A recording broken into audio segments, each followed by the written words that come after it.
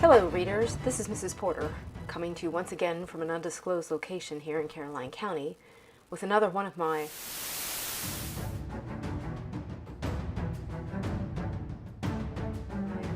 bootleg book talks. Today we're going to start with Pay Attention, Carter Jones by Gary D. Schmidt. Main character's name, Carter Jones. Carter lives with his mom and his little sisters and their dog Nate. His dad is overseas working in the army. One morning things are really hectic. Times are tight. Carter's little sisters are crying. The dog's throwing up. His mother's car won't start and they don't have the money to repair it. And they hear this knock at the door. And Carter goes there, answers it. There's some guy there. Kind of weird, wearing a fedora, fancy outfit. He tells his mom, she's like, it's a salesman, tell him to go away. The man won't. It turns out that he's a butler, Mr. Bowles Fitzpatrick, and he's been sent by Carter's grandfather's estate to be a butler for Carter's family. He has a long purple car that Carter calls the eggplant. Mr. Bowles Fitzpatrick fits into their lives, a little bit bumpy at first, but really helping things along. Carter has decided, though, that he's going to fight back against this because he just really misses his dad and he doesn't want this other guy in his life. But it turns out that Carter's hiding a secret that he can't even really reveal to himself. Really great story, a little bit of a mystery, lots of humor. The next book is called Frontesk. The main character's name is Mia Tang, and Mia's family are immigrants to this country from Asia.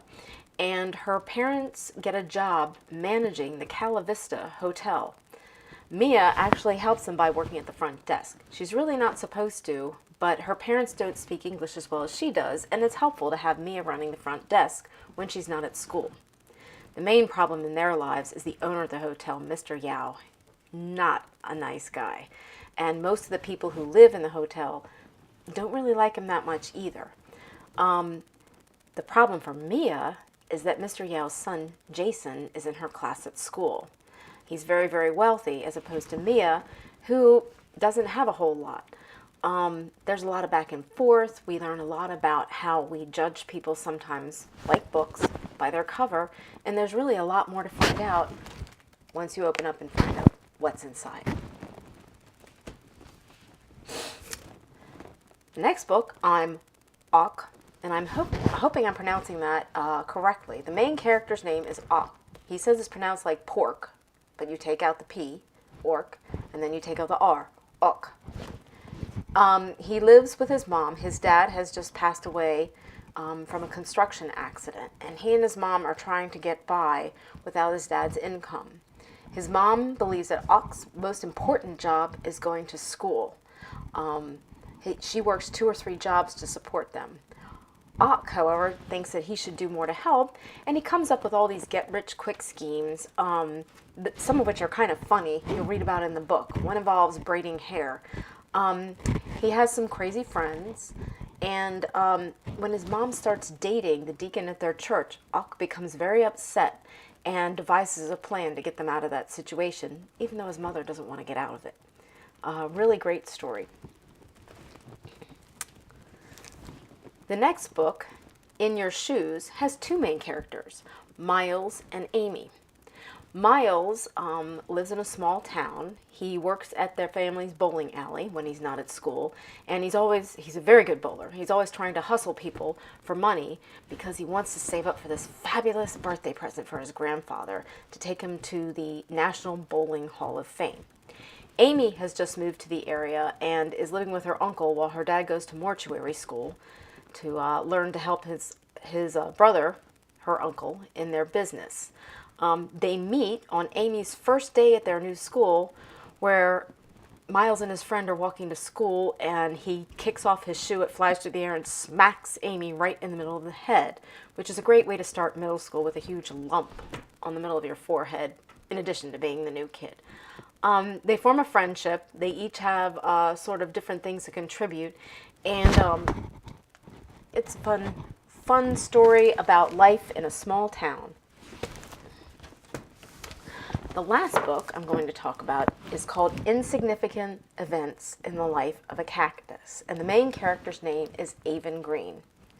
Avon was born without arms, and so she kind of calls herself like a cactus in the school play. You know, she had no arms, she couldn't move. She's really, really talented at doing everything for herself using her feet, which kind of freaks out the kids in school a little bit. And when she was little, she used to get in trouble making up stories about how her arms disappeared, even though she never had them. She got tired of people asking, what happened to your arms? So she would make up really creative stories, but get in trouble because it would freak out the other kids. Life is going along pretty well for her, but her dad gets a new job in a new town, and they move halfway across the country, and Avon has to start a new school where the kids haven't known her all her life, and walking in a kid with no arms kind of stands out. Her first week of school, she makes friends with a guy named Connor, who has his own disability. There's a mystery at her dad's work, which is actually a theme park called Stagecoach Pass, where Avon lives with her parents. There are tarantulas, a rodeo, and all kinds of cool things involved. Now, the neatest thing about this book is that there's a sequel coming out in September called Momentous Events in the Life of a Cactus, where Avon, Connor, and their friend Zion go off to high school. So definitely read this one because it'll give you the background about the second book. So, to review the books I talked about today. First one, Pay Attention, Carter Jones. Second one, Front Desk. Third one, I'm Awk. Next book was In Your Shoes. And the last book was Insignificant Events in the Life of a Cactus, the soon-to-be-released sequel called Momentous Events in the Life of a Cactus. I hope you've enjoyed it.